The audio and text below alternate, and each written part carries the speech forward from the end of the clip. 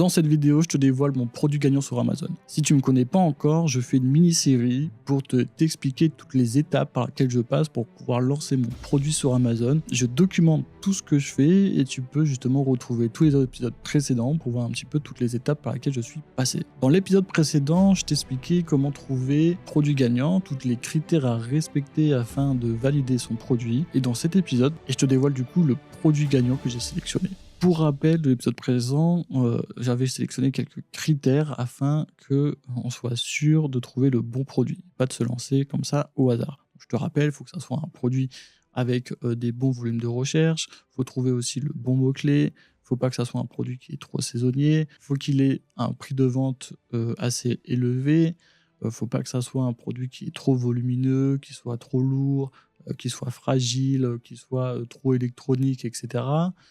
Faut que ça soit un produit où le chiffre d'affaires des top vendeurs soit intéressant. Faut que ça soit un produit où il n'y ait pas trop de concurrence. Faut que ça soit un produit où on peut avoir une réelle amélioration sur le produit.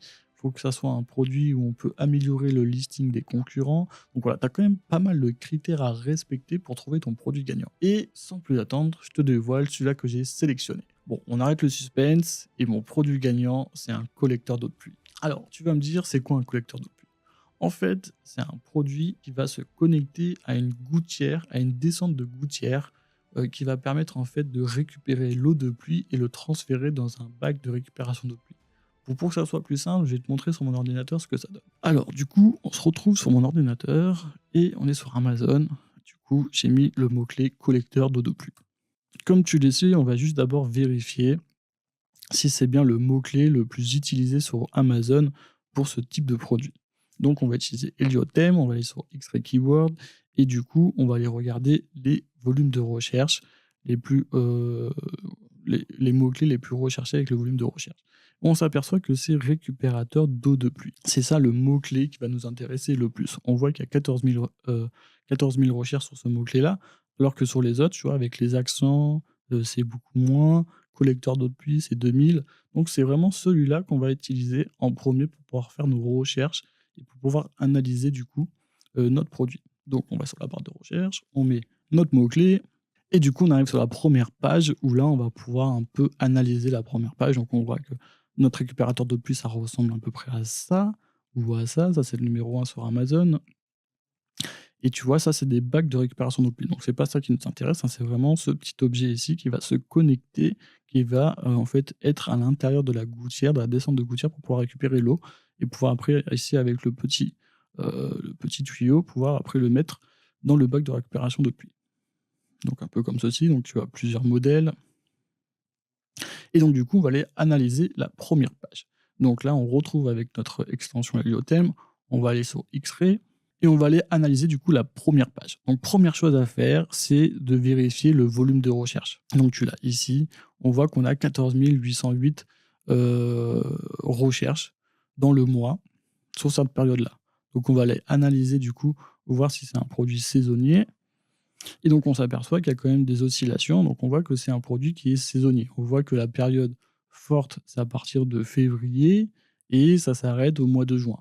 Donc du coup, l'été, c'est moins recherché. On voit que l'hiver, en fait, c'est beaucoup moins recherché, mais voilà, qu'à partir de février, on remonte. On a des pics de recherche sur la période février-juin. Donc on sait que c'est quand même un produit qui est un petit peu saisonnier, mais on voit que les volumes de recherche sont vraiment énormes. On a 63 000 volumes de recherche sur le mois de mai, donc ça peut être vraiment hyper intéressant pour nous. Donc déjà, ça valide cette partie-là. Ensuite, on va essayer de supprimer tous les produits qui ne nous intéressent pas, donc dans la liste. Donc là, hop, je vais le faire. Voilà, une fois qu'on a fait un petit peu le tri dans la liste des premières pages, à essayer de récupérer uniquement les produits qui nous intéressent. Donc toi, tu vois qu'ici que c'est uniquement que des récupérateurs d'eau de pluie. On va ensuite le trier par revenu, donc tu appuies ici sur revenu pour récupérer du coup le top vendeur et tous les top vendeurs de ce produit-là. Et on s'aperçoit ensuite que le total des revenus de la première page fait 86 000 € par mois en estimatif.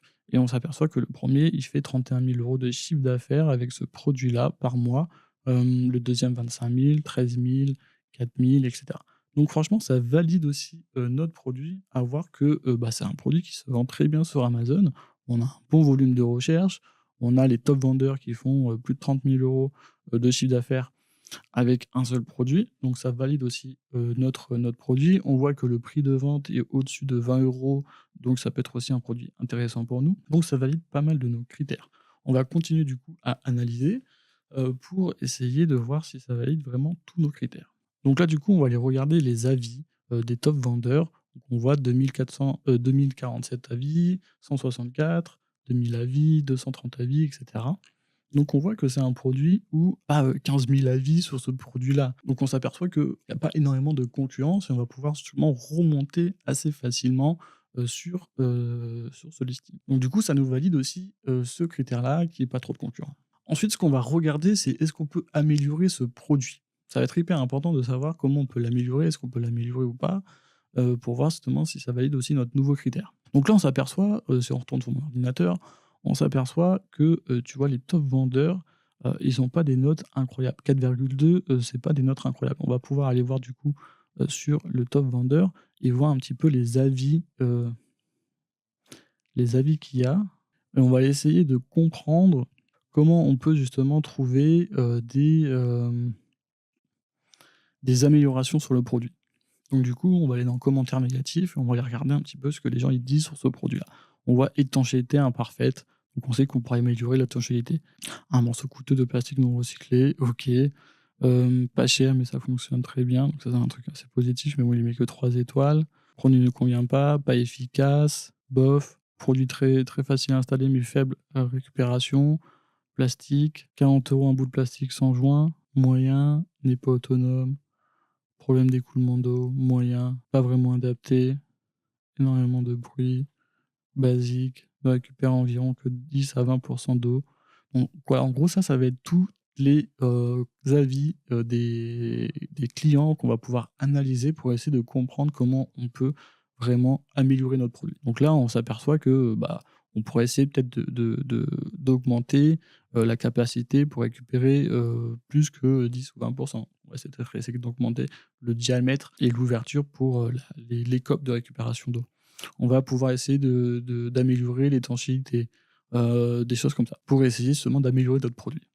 Donc là, ça te valide aussi notre nouveau critère, c'est qu'on peut vraiment améliorer notre produit. Il y aura des choses à faire dessus. Autre chose à faire, on va aller regarder du coup le listing. Comment est effectué le listing de notre concurrent? On va regarder, donc là, comme tu peux voir, Eliotem te donne un peu un score, et ici, il est de 7,9. Donc, c'est-à-dire qu'on va pouvoir regarder un petit peu qu'est-ce qu'on peut améliorer. 7,9, c'est vraiment quelque chose d'assez bas. On va pouvoir justement l'améliorer. On va regarder un petit peu les photos qu'il utilise. Donc on voit que c'est pas hyper bien brandé. Il y a pas beaucoup de marketing. Ça va être assez facile de faire des meilleures photos que ça et de faire un meilleur marketing que ça. Donc ça aussi, c'est un point essentiel pour valider notre produit. C'est-à-dire que le top vendeur, il fait 30 000 € de chiffre d'affaires par mois avec ce produit, avec un branding qui est quand même assez faible et on va pouvoir vraiment l'améliorer. Donc ça valide encore plus notre produit. Alors, si on veut récapituler un petit peu pourquoi on a sélectionné ce produit-là, on a vu que le volume de recherche était important, on a vu que le prix de vente était supérieur à 20 euros, on a vu que le chiffre d'affaires de nos concurrents était important, on a vu qu'il n'y avait pas énormément de concurrence, qu'il n'y avait pas énormément d'avis clients, donc on sait que le marché n'est pas saturé. On a vu que c'était pas un produit qui était lourd ou volumineux, donc on sait que les frais Amazon FBA ne seront pas exorbitants. On a vu que, on pourra améliorer le listing, par rapport à notre concurrent principal. On a vu qu'on va pouvoir aussi améliorer le produit parce qu'il y a beaucoup de commentaires négatifs sur ce produit, donc du coup, on va pouvoir se servir de ça pour améliorer notre produit. Donc ça répond à beaucoup de nos critères et c'est pour ça qu'on va sélectionner ce produit.